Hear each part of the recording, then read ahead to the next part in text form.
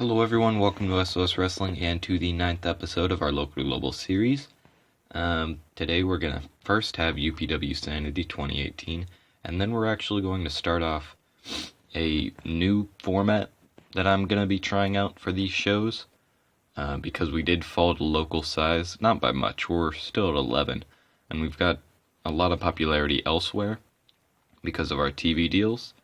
It's just that we're not running enough shows, I think, and we have money to run those shows. So what I'm going to do is have a bi-monthly television show. It's either called UPW Fight Night or UPW Fight Club. I can't remember exactly. But yeah, so after Sanity, we're going to have the first episode of our new bi-weekly television show. And then next episode we'll continue on there, and you're probably wondering, is there still going to be pay-per-views? And to be honest, haven't figured it out quite yet. I know that we're going to have Night of Champions, the final pay-per-view of the year, and I know that we're going to have at least probably 2 others, so not too many pay-per-views. We're going to be mainly television focused from now on. But with that, we can just jump right into the show, because I don't think there's anything else for me to go over.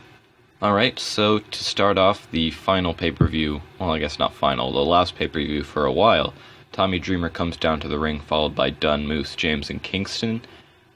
Dreamer says for some reason, Hiromu Takahashi has decided to stand with Carino. So tonight, he's going to be put in a fatal 4-way match with three very worthy competitors. So Takahashi, if you want to stand with Carino, you're going to fall with Carino.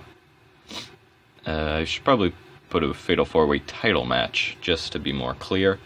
And if you're wondering, the 3 are, if I can remember correctly, I booked this show a while ago, but it's part of his House of Hardcore posse. I don't think it's JT Dunn, because he's already a champion. Moving on. In a decent match, Colby Carino defeated Alex Colon in 8:33 by pinfall with a fast roll-up. Carino got a 27, Colon got a 38. So Colon needs a new storyline is what I got from that. At least Colby's improving in performance, but yeah, Alex Colon's doing real well for himself, so we might have to bring him back into the loop of storylines. I mean, we really do, because I kind of been focusing all my attention on this main storyline, and I guess the woman's storyline a little bit. So we'll try and think of something for him to do. Probably kick it off on the next TV show, or the first TV show. About that, a decent reaction in the crowd, but subpar wrestling. Penelope Ford defeated Virginia Blackwood in 9:17 by pinfall. Ford got a 27, Blackwood got a 25. A pretty good chemistry, thankfully, and this got a 24. So nothing else to really go over. It's not a good match per se, but considering that the women's division is the youngest division, the most recent addition to UPW, I can't really complain about them getting low ratings, because they're the first. Like, they haven't had time to improve and get better, especially Penelope Ford, who just got here. Penelope calls out Kimberly, who comes out to accept, but ends up turning into an all-out brawl. It's got a 59, so that's good. No worker improvements. And yeah, so there's just a lot of tension between them, I guess you could say. I really cannot talk. I guess that's a constant in these videos, but yeah. And it doesn't help that I didn't get a lot of sleep, because I was going to record this last night, but I was like, nah, I guess I'm just going to stay up for no reason.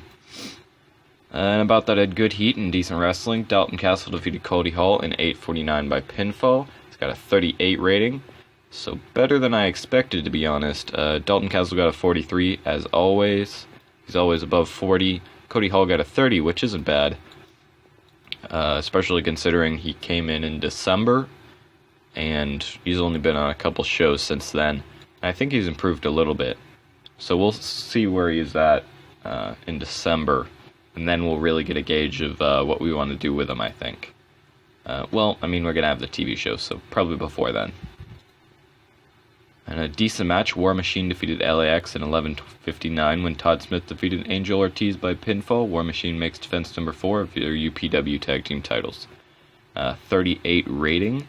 Todd Smith seemed off his game, so that probably affected the rating a bit, considering he's always the best in the match. He got a 46.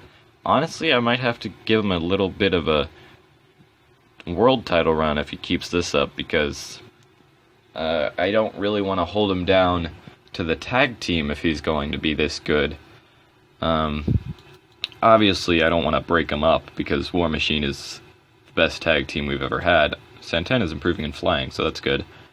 But, maybe we'll have him do a little singles run in the future. Who knows? And about that, a great heat and decent wrestling. Hiromu Takahashi defeated Kingston Bull, James, and Moose in 1814 when Hiromu Takahashi defeated Bull James by pinfall after a distraction from Steve Corino. Hiromu Takahashi makes defense number 3 of his UPW heavyweight title. And yeah, so Steve Corino was able to make it past security, probably come through the crowd. We'll clear up a little bit of plot holes, I guess, in the next segment. But 44 rating, not bad. Was expecting a little bit more, but Moose 49, Kingston 48, James 35, and Hiromu Takahashi 56. So really good by Hiromu Takahashi, really good by Moose, really good by Kingston. Bull James, we needed a 4th guy, so I'm not going to rag on Bull James too much. But we will continue to Steve Corino. Steve says, Tommy Dreamer, you think you can get rid of me? Well, I've got news for you, motherfucker. I ain't going nowhere. Corino throws the mic to the ground and escapes through the crowd as Takahashi celebrates his title defense. So yeah, Steve Corino has some strong words. I try to keep these a little bit clean because I realize that a lot of my audience is younger, and I know that youth nowadays are corrupt. So because all this social media nonsense. But I felt like in that case that I couldn't really. There's so much anger because he stole his company, he stole his champion, or he's trying to steal his championship. I guess he stole it, and then he gave it back, but he also stole his company. So yeah, that's gonna be the end of this show. Oh god, what was that? Sorry, my voice just stopped for a minute. But yeah, 35 rating, we'll see how the show does. 44, so real good. I'm not going to complain about that at all. Probably one of our better shows of the year, which is good because it was leading into our television show. But that's going to end this show, so we can just cut to the next show, the first bi-weekly television show in UPW's history, right here. Okay, so we start off UPW Fight Night, the first ever UPW Fight Night. With Tommy Dreamer's music hitting to the usual chorus of boos, which continues throughout his speech. Dreamer says, "Wow, I didn't think you people would be so happy to see me. But I guess it's only fair considering UPW is doing its best business ever with me in charge. Not nearly as good as House of Hardcore, but that's besides the point. But I'm not here to talk about House of Hardcore. No, I'm here to talk about the human garbage that is Steve Corino. After interrupting our last main event, I've doubled the security team here, so that Steve won't be able to mess with my company. So Steve, if you're watching this at home, I want to make this very clear. If you ever show up here again, I'll have you immediately arrested and thrown in jail." Dreamer rolls out of the ring and walks to the back, leaving the crowd in silence. So yeah, Tommy Dreamer is not playing around. He does not want Steve Corino to be anywhere near what he says is his company. Technically it is. So we'll see how this develops, how Steve will get around the security, if he will even try. Who knows? But a 43 rating on this, based on Tommy Dreamer's microphone skill.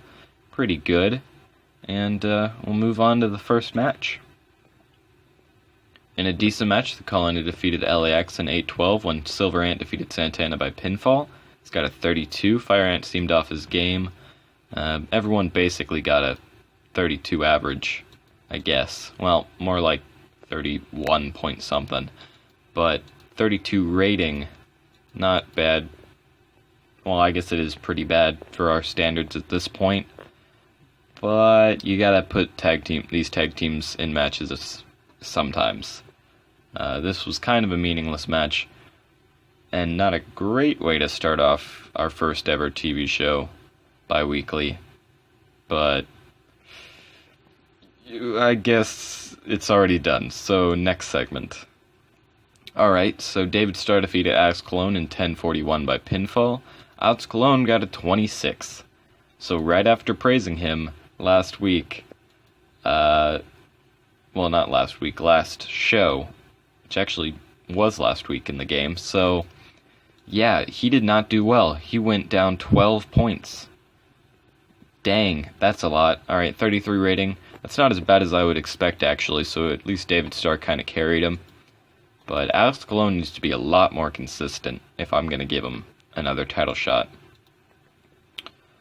Kimberly emerges from the back with a full head of steam. She grabs the mic and starts to speak.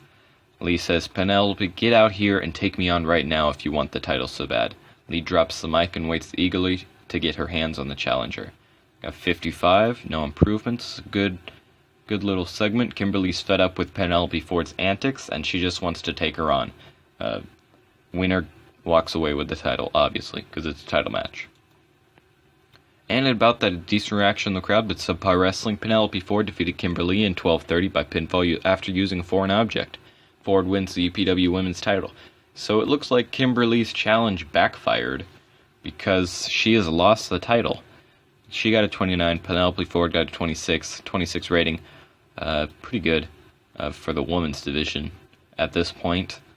But yeah, Kimberly has lost her title. It has backfired, although not clean, so that's notable. That'll probably come up, or definitely come up, I should say, in the future. Penelope Ford is not the most ethical fighter. She goes for the gold and does whatever it takes, no matter if that's legal or not. The Heavenly Bodies are backstage arguing after being told once again that they are not booked on the show. The argument continues until Rhett Titus interrupts them. Titus says, "Boys, I know you're frustrated with your current situation. You aren't booked. I mean, I don't know the feeling, because I've never been anything short of a superstar, but nonetheless, I have a proposal for you. I want you two to back me up in my match tonight. It's a win-win. I show off my unrivaled wrestling ability, and you get the TV time you so desperately deserve." Titus leaves the D'Amore brothers to discuss as he gets ready for his match. So yeah, seems like, Justin's improving in charisma. So yeah, 39 rating, not too bad. I mean, for angles, that's not great, but I can't complain too hard about that. And leading into our main event, we'll see if the D'Amore brothers accept Titus's proposal. And about that, a good heat and decent wrestling. Rhett Titus defeated Dalton Castle in 9:03 by pinfall with a Retribution. That's an awesome name for a finisher. After a distraction from Dustin D'Amore. So yes, Dustin D'Amore and Justin D'Amore have accepted Rhett Titus's proposal. They are now in a stable that is called the Heavenly Touch, I think is what I'm going to call it. I don't know, that's not a great name, but combines the two names, nicknames kind of thing, so I might go with that. If you have any ideas, put them down in the comments. Definitely. Rhett Titus improving in technical. He got a 35. Castle got a 42. 35 rating.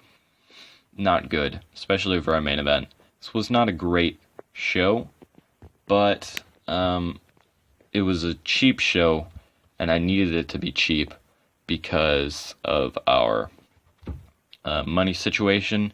Since we're running 3 shows this month instead of 2, I needed us to have a pretty good amount of money going in the next show. So next show is going to be a lot better, and hopefully the next episode will be better, because you always want to improve, you know. After the match, Rhett Titus celebrates in the ring, preferably with the D'Amore brothers, He takes the celebration way too far, healing it up and going entirely overboard, because he is Rhett Titus, and he is the greatest wrestler to ever live. According to him, of course. Okay, 38 rating. Not nearly as bad as I would think.